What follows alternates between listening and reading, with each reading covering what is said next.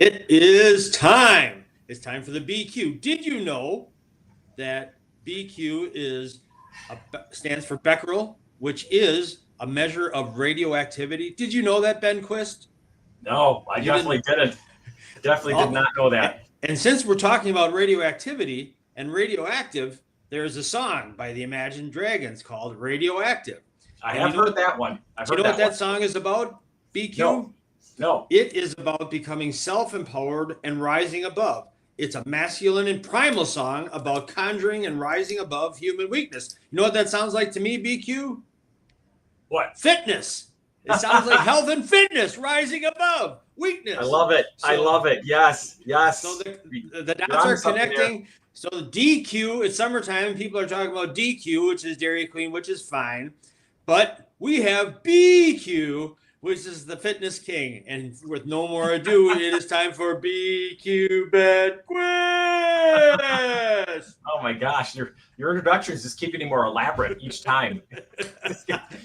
More and more. I love it. You're so deserving. You are the BQ. Rules over the DQ. How you doing, Dr. Ben? I'm pretty good. Yeah, summer's starting off great. So loving being outside a little bit more. And yeah, everything's going well. Excellent. What do you want to talk about this week? Well, today I wanted to talk about an interesting conversation I had with a local doctor who I really respect. And she works with a lot of people on lifestyle adjustment. And she had this big board up in her office, and she had all the different eating styles that she potentially helps her clients with, to have them switch to a more healthier eating style. So as she works with patients, she tries to get them to eat healthier, move more, many of the same things that I do. Mm-hmm. So she had up on her big whiteboard, she had the Mediterranean diet, mm-hmm. She had the vegan diet, she had the whole food plant-based diet, she had the carnivore diet. So she had, I think that was the 4 that she had up there. Okay. These are the approaches that she sometimes, counsels her clients towards. And she made an interesting statement. She said the whole food plant-based diet is the hardest one to implement with her clients. And I found that to be really like an interesting statement. Like, why is that so hard? Why is it easier to implement a carnivore diet or easier to implement a vegan diet or the Mediterranean diet than it would be to implement a whole food plant-based diet? So I just thought that was an interesting comment. I find it so easy to implement it, and I find it such a natural fit, that I'm wondering if there's just some confusion as to what a whole food plant-based diet really is. Like, I feel like people are just confused about it. And I'm really going to be looking into doing some content for like my YouTube channel on really trying to get at those pain points that people have when they try to switch to a more unprocessed diet. And I'm also going to be interviewing that doctor specifically on what she has seen when she tries to implement it with clients. Where are they falling off? Where are the problems happening with that? So Jack, let's start off by having you describe. I mean, you've listened to me babble on about nutritional stuff for a long time. What do you think a whole food plant-based diet is? Well, whole food to me would be like potatoes, sweet potatoes, and fruit, things that you get that are not like anything you get directly from the earth, I would think would be plant-based. I don't know a lot about, I'm learning more about you, about plants having protein, because I think that's a hang-up that people might have with a plant-based diet. I also think, Ben, so that's what I would say. I want to answer your question first. My answer is like real stuff. Like, you go to a vegetable stand, you get the stuff, not stuff that's like orange juices into whole food and oranges, that kind of thing. I know that's a pretty simplistic view, but that would be my answer. Yeah, that's a pretty good answer. I think you did pretty good with that. And really the crux of a whole food plant-based diet is that the food is less processed or not processed at all.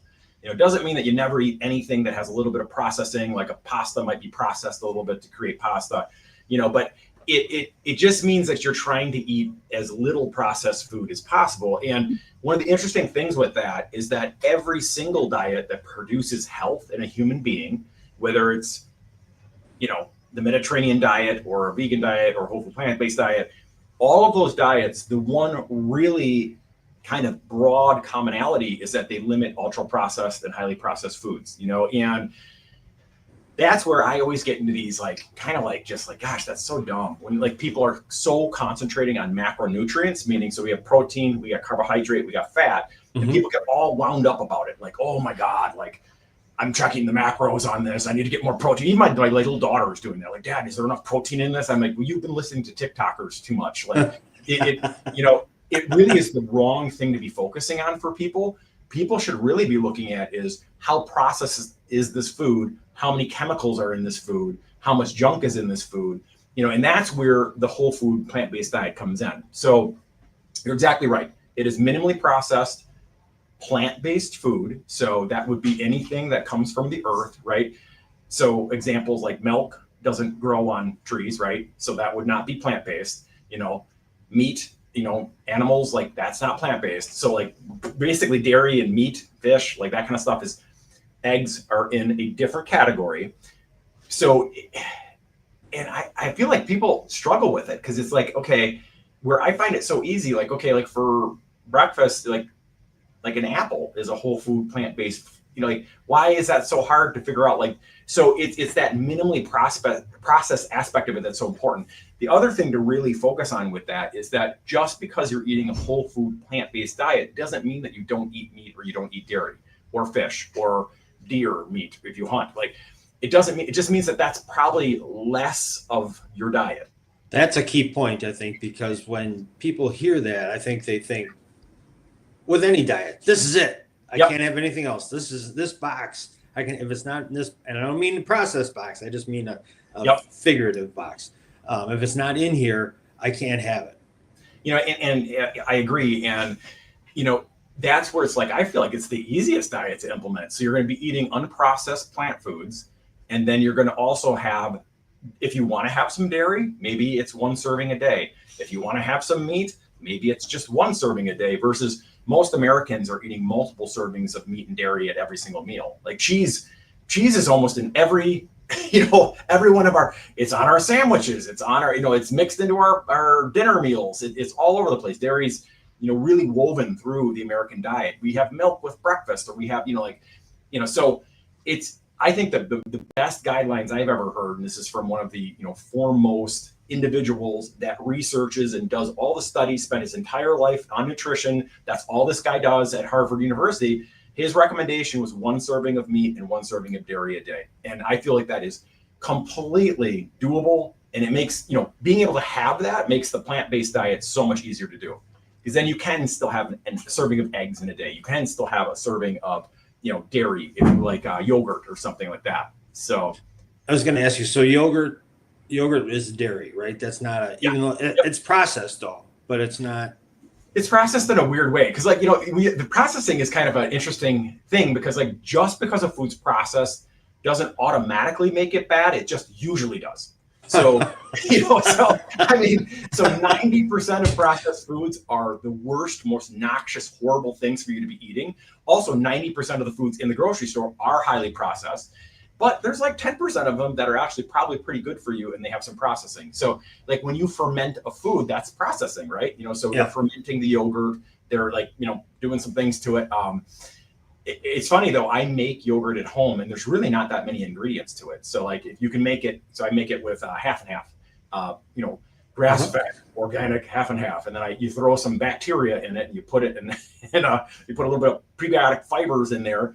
It's super easy to make. And you put it in like a yogurt maker and like 36 hours later, you got yogurt. It's really, but I processed it, right? I processed my food, but I would contend that's probably one of the healthier foods to eat because it has live bacterial cultures in there that are healthy for my body. So that's where the nuances come. Where talking to somebody who has some nutritional background can help you pick, versus having, you could have dairy and it could be chocolate milk. Okay, now that's a really bad choice, because it has multiple different bad things added to it. It has really minimal value. Like I just think that that's not a good choice. So it's feathering that stuff, but really the crux of a whole food plant-based diet is a less processed plant-based diet.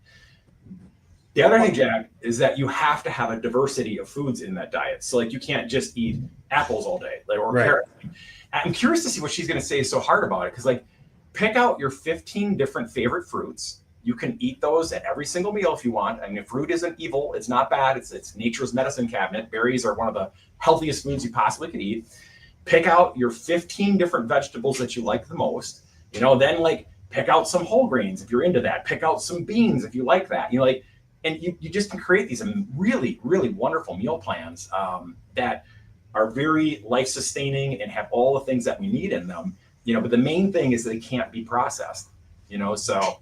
Well, the thing, one of the first things that when you said that about all the diets, one of the things immediately came to me is that the whole food plant-based diet isn't sexy. I mean, the vegan, you have to find all these things they have, like, I'm doing this. You can proudly say, or I'm doing the Mediterranean diet. Yes.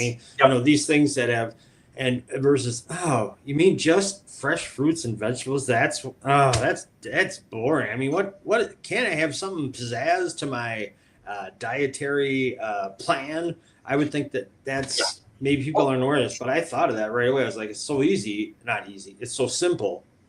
It should be easy, but it's not. It should be easy. And then obviously, like, I still follow the 90-10 rule. So like 10% of my meals are whatever I want. If I want some ice cream on the weekend, I'm going for it, but if 90% of what you're eating is healthy, you can eat whatever the hell you want. If you want to eat, I know you love pizza, you love to gorge yourself with it.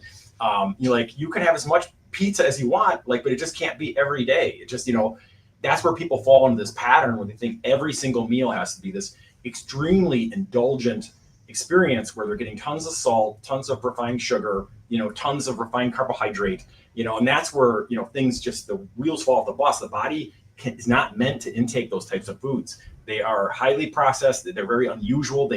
That never occurred in the history of mankind, over the way since the inception of our species. Like, we never ate those kinds of foods. Our bodies are not set up to have them. That's why diabetes, obesity, heart disease, everything is just running rampant throughout our country. And everybody is, has that thick middle section as they get in the middle age because they can't lose that fat because they're eating all these foods, and a good example, it's funny. I'm in my 50s now. Mm-hmm. I am the same weight I was when I graduated high school. My brother, so like just to make a genetic comparison, my brother, who has the exact same genes as me, same parents, he's like 300 pounds. But he eats first of all, I can't even believe that anybody in your family you're not all fanatics. I mean, I should know better, but immediately that's what I think of. I think a family of gymnasts or something. Right. Yeah, but I mean, it's weird. But it's been interesting. I have the same genes as him. I've just eaten very different from him over the course of decades, and it's interesting to watch him age. He, not to say anything bad of my brother, but I feel he looks a lot older. He's has multiple health issues, high blood pressure, things like that he's dealing with. Where I really, other than, having the startings of heart disease, which I'm not symptomatic, I just have some plaques in my arteries, my heart, there's nothing I can do about that now. But, it's interesting to see the difference that comes from diet and exercise. Well, and the thing that you bring that is so important to me is awareness. I mean, making people, if you can make them think about, they're not always going to make the right choice, but they're saying, well, this time I'm going to have the peanut M&Ms, but but at least they know rather than grapes, another sweet alternative. We've talked about bread before because I don't like all bread, but that's a weakness of mine is I like bread in so many ways. It's just not a great thing for you, but if you have it sometimes and and you find substitutes for it. I mean, maybe every breakfast isn't bread, but like many times we'll feed our children like a organically sourced sourdough bread, so it doesn't have all the chemicals. There's so many things that come with the processed foods. Like bread is a highly processed food, right? Yep. It doesn't automatically make it bad. There are better breads. There's worse breads, but like if you get one that doesn't have the mold inhibitors and like all that other junk in it, and then you put good stuff on it. So you put like healthy natural peanut butter on there, or and you have it with fruit, like some berries. Like that's actually not a half bad meal. You know what I mean? It's not automatically, because you can mix in some of those So if you're doing your meal, you can have some of it that is maybe slightly more processed, but then have the rest of it that is a lot less processed or not processed at all. And I think that counteracts a lot of the problems. Well, you just made me think of something, man. Remember, I don't know if you remember this. When I was younger, probably in my 20s, there was a big craze going through the country, and it was when people started getting these bread makers for at home. Oh, yeah. They would Yeah. just throw the stuff in. Yep. So doing that, would that be a way to get, if you wanted to have bread, you pretty much can control what you put in the bread. I don't know how they work. I don't know if they require a certain amount of terrible food for them to work or not. But no, you can make a healthy bread in a bread maker. It's just, you got to find organic flour. You can get that on Amazon. I just find it easier to order from the companies that produce those bread products. So I order my bread from a company. It's an Amish company that I think they do a really nice job. Everything's organic, no chemicals added. So it's just the things that they used to make bread with back in the day. Mm-hmm. So if your bread doesn't mold, don't eat it. In my opinion. Right. So set your bread out for a couple of days. If it doesn't mold, you shouldn't be eating that bread. Yeah. Because a lot of that crap, a lot of the chemicals in the processed foods are really bad for you. Cancer causing agents, hormone disruptors, all kinds of bizarre stuff is in that food. And no one knows what it does to people, but I can tell you, I know it does something bad because so many people are sick, so, and everyone argues about why is everybody sick? I think a really good place to start would be eliminating chemicals from your diet, so, and that's why the whole food plant-based diet works so well. And it works well for every different category of disease that human beings get as they age. So cancer, heart disease, diabetes, obesity, all the diseases that really kill us and make our lifestyle, the way we're living our life, it impacts it and makes it worse, is affected positively by these diets. So I just want to give you a definition. Here's my definition. Okay. All right. Of when you look at a food, you want to see that they have not taken anything good away from the food, which what they usually take away from most of the plant foods, they take the fiber out, right? So when they make white bread, they remove all the fiber. When they, many of them make a cracker, they've removed all the fiber from that food, which fiber is super, super good for you. And then typically they add bad things in. So when you're looking for a food, you want to have something that has no bad things added into it. So chemicals, sugars, things of that nature. And then you want to have nothing bad taken or nothing good taken away from it. So that's kind of how I look at it, so and that's where you come into things. It makes it really easy if you're eating an orange. You don't really have to worry too much about anything bad being put in there or taken away. Right. That's true. Okay. Or almonds or whatever. Yes. There's just so many different categories of food. I feel like people don't explore it enough. I was eating the typical high protein. I will tell you this protein craze that's going on right now is the dumbest thing ever. It's the dumbest thing ever. It's been going on for a long time, hasn't it, Ben? All they do is they keep switching macronutrient every couple decades. There was the anti-carbohydrate craze, and was the anti-fat craze, then the anti-carbohydrate craze, which we're in right now, meaning that now we're focusing on protein as the golden child macronutrient. And I got to tell you, it's BS. It's complete BS. And people that take in these enormous sums of protein, it's not going to kill you right away, but your risk of cancer, heart disease, all kinds of things go up because many times that food also is, if you're doing it with meat, your saturated fat goes through the roof. And protein is a very active growth promoting substance. And if you're in your 50s or 60s and you're jacking your diet with tons of protein, that's, in my opinion, more risk of cancer, more risk of some of these other bad things happening, which might not happen to you right away. And I guarantee you the research is already out on this. This is not I'm saying anything that's crazy. The research is out on this. It's just going to take a while to filter in because it's the hot thing right now. And I'm making my thought is that I think in the next 10 years, protein will be demonized, and they're gonna lift up one of the other macronutrients. Well, we really should be focusing on fat. We need monounsaturated fats, drink olive oil. We need to be focusing on that. It's just so dumb. Don't focus on any of that. Just focus on getting very high quality, good foods. Most foods have a nice blend of the macronutrients in them, so you don't really have to, and you're doing one serving of meat, dairy a day, you're getting tons of protein from that. people need way less protein than they think. Hmm.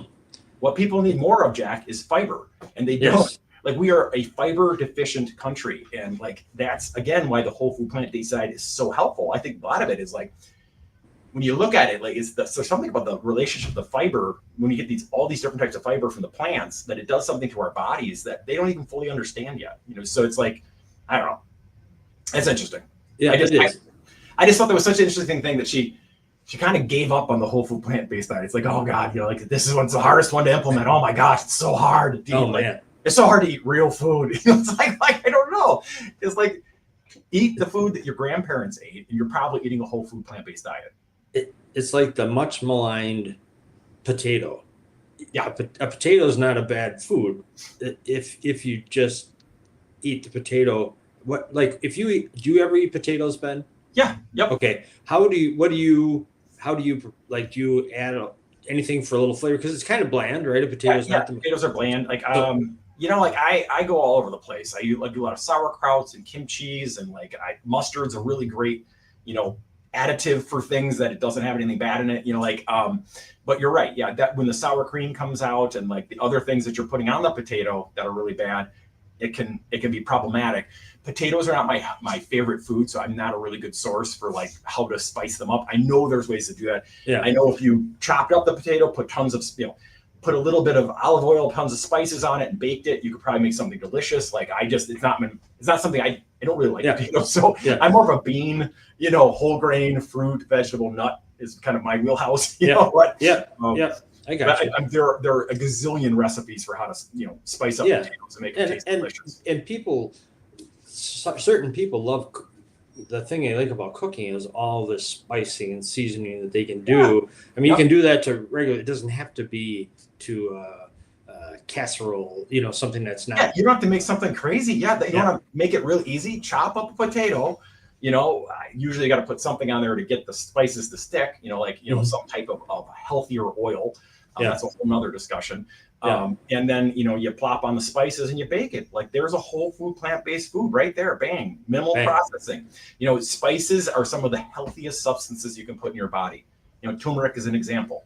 Yep. Right? Yep. I mean, turmeric. most anti-inflammatory substance on earth is turmeric, so like, it's like, well, why don't you spice up your potatoes with some turmeric and a couple other spices that go well with that and create this amazing, healthful dish for you that's very satisfying. Yeah. You probably have to couple it with something else, but Yeah. All right. All right.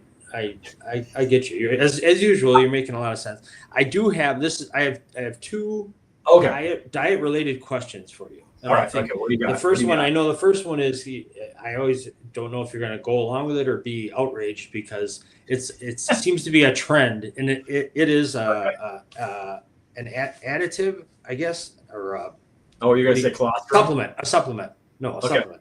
Okay. Chicory root fiber. Mm-hmm. Are you familiar? The reason I saw a thing on this said it talks about the things that you talk about. The chicory root fiber, prebiotic fiber known as inulin, naturally found in the chicory plant. It feeds here's what I thought of you, the beneficial bacteria in your gut, which ferment the fiber and produce compounds called short chain fatty acids. Mm-hmm. But I guess it makes you not feel as you don't feel as hungry. The gist, what I understood from the article that I read was like, all these people are doing the Ozempic and all that kind of stuff to reduce their appetite. That's dangerous shit. Try the chicory root fiber. It's a natural way. You have to do it for 8 weeks. You have to do 10 grams. What do you say, or do? Is this another hocus pocus supplement of the week? I don't think there's anything wrong with taking in some of the fiber. So that's they take it from a plant. It's a processed fiber from the plant. That's the exact fiber that I use to ferment my yogurt. So I made a batch. I have specific strains of bacteria I'd like to put in my yogurt and make it. It's kind of fun. You feel like a mad scientist, like creating this weird thing. But anyways, that's the fiber that I use. Good description of you. Yeah, totally. Everything I recommend, I do myself. So like but yeah, I think that is a great. It could be a nice additional supplement thrown in a shake or however you want to do it.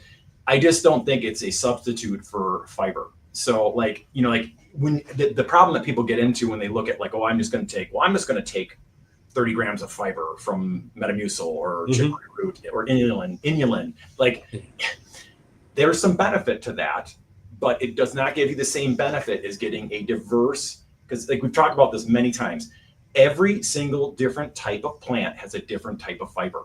So like you need the diversity. You need to have, it's like you want to have like 30 different plant sources throughout your week. So if you're just doing chicory root, that counts as one. You have 29 more to go. Right. So, and then you got to say you coupled your potatoes with a salad, and in the salad you had 15 different plant types in there. Boom, you just did potatoes, some of the spices. You can knock out like 20 in one meal if you're just a little creative.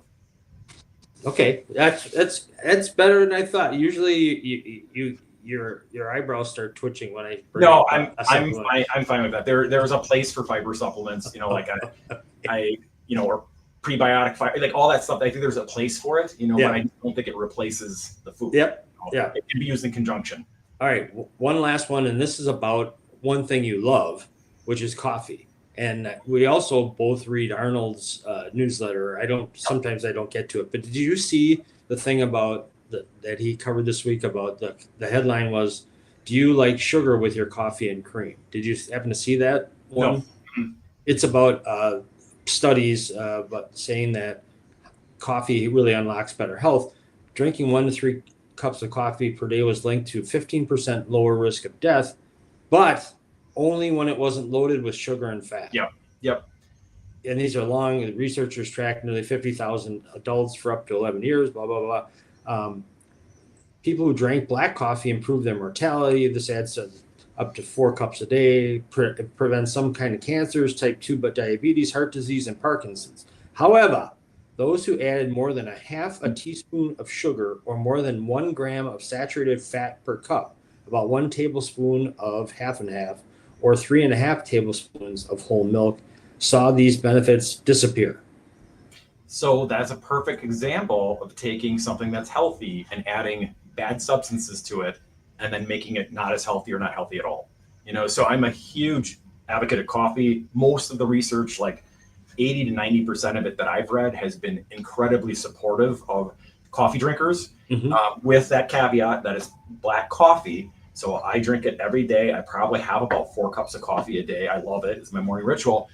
I do not put anything in it other than, I'll show you what I put in it.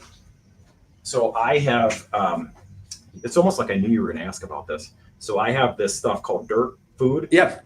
And I'm not like a sponsor of Dirt Food or anything. It's just when you want to make your coffee taste a little bit like something. So Dirt Food is a mixture of like turmeric, Ceylon cinnamon. There's a little bit of pepperine or pepper in there. It's a bunch of different spices that you can put in your coffee that are all good for you. And you blend it up. I think there's like 5 calories in a serving of this. It's basically non-caloric. And it's all whole food stuff in there. It's like you're putting in basically this one little substance here knocks off about 5 different types of fiber for you. Plop it in there, blend it up. And that's a great way to have your coffee and make it healthier, right? Versus taking your coffee and making it crappy because you just put a bunch. My wife and I have this argument all the time. She uses International Delights creamer. I'm like, that is the crappiest. I don't want to use any swear words. That's the crappiest stuff I've ever seen. You drink. Why are you doing that? And we have this like fight over it because she does it every day. And that's what I don't like when people get in these unhealthy habit loops where they do it every day. I used to put that in my coffee when I was younger. I used to have, it has to be sweet. I have to get it has to be sweet. If I put that in my coffee now, once your taste buds adjust to eating real food, that stuff tastes so crappy. It tastes so artificial. It's almost like, it's disgusting, You basically have to rehabilitate your taste buds so that they start to, enjoy the things that are good for you. It takes just a teeny bit of work to do it. But once you've done it, it's just like with a kid. Like Jack, I feel like I have to introduce you to these concepts. You have to try them at least 14 times. And then suddenly your taste buds are going to be like, oh yeah, he was right. That actually doesn't taste that bad. I can't imagine going back to the other way I was doing it. So I'm 100% in agreement with what Arnold said there. Okay. Just to clarify what you just said, you just said you put the dirt food, then you blend it. Do you mean you stir the coffee? Just an immersion blender. So you can do a spoon. You can do a wire whisk, whatever. I just one of those little buzzy Yep. things. Yep. I just do that because it blends it in there really good. Yep. Yeah, and dirt food is something we sell it here at the Health Club. I only sell a couple different types of things here that I think are really, really healthy for you. You can buy this on Amazon. You don't have to get it here. You can get it wherever the heck you want. I don't care. I just would love to see your audience not put cream and sugar in their coffee. Like, I mean, are they 5? Like, why do you need to put cream and sugar in your coffee? You're still eating Fruit Loops? Maybe you can have that with a bowl of Fruit Loops with, I just don't know why you have to make your coffee taste like candy. Does your coffee have to taste like candy? It's not Halloween every morning, right? You don't need to have that happening. It took a few minutes, and it's a thing that you even agree with. But you never know it's gonna set you off. I just gotta get people's mindset shifted. It's like you're turning your coffee into a dessert, and you're having it first thing in the morning. It's the dumbest thing ever. And I did it. I did it for years. And I also had the beginnings of heart disease. So was that part of it? Was it part of it? I was blasting my body with refined sugar and saturated fat first thing in the morning when I got up. I don't know. The lesson is, kids, there's always time to try and something new that's good for you. Just because you've always done it that way doesn't mean that's the way it has to be. You can switch. You can make small changes. That'd be a great small change to make. Like, hey, I'm not going to do anything with my diet, but I am going to start to put something healthy in my coffee and try it. So it's dirt food, just like it sounds. Yep. Okay. Put some dirt in your coffee. Ground coffee. Yes. Totally. All right. Well, as usual, you never disappoint, Dr. Ben. I really appreciate it. That's great. Oh, awesome. Man, you're great. Well done. Have a healthy day. Stay away from those processed monsters out there. And I will. We'll talk to you next week. Thanks much. Food choices. Okay. Bye. Your food choices. One last shot. Oh, he is something. That's Dr. Ben, folks. Can't beat him.